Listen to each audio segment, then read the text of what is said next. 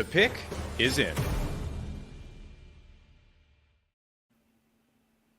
The Detroit Lions have made a selection in the 2024 NFL Draft. Alongside Locked On College Football host Spencer McLaughlin, I am Tanisha Batiste, and we are joined by Matt Derry of Locked On Lions to break down the Lions selecting Ennis Rakestraw Jr.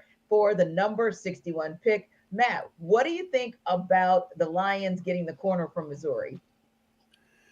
Look, what do I think? It's a little surprising, to say the least, that they spent free agency really addressing the cornerback spot, bringing back Emmanuel Mosley, trading for Carlton Davis, signing Amik Robertson, and even re-signing Kendall Vildor and others. And yet they've drafted two corners back-to-back in the first two rounds. But as GM Brad Holmes said tonight, moments ago, he was the highest-rated player on their board. There's no way they thought he'd be there at 61, just like last night.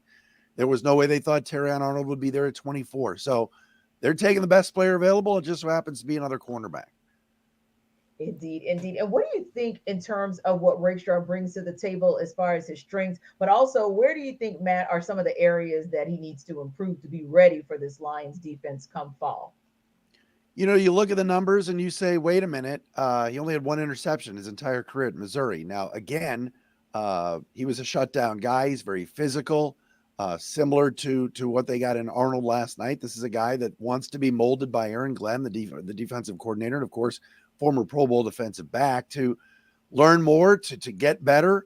Another character fit for the Lions. Rakestraw was an All-American in the classroom as well as on the field, and actually worked out in his top 30 visit here in Detroit with Arnold. They loved these two kids, and they got both of them.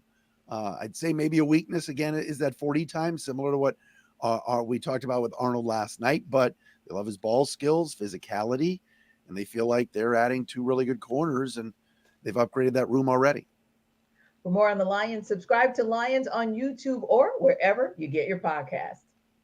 And Spencer, you heard Matt talk about the fact that it was a little surprising that the Lions have now taken two corners, but he also said that it was a bit of an upgrade to that Lions DB room. Do you agree?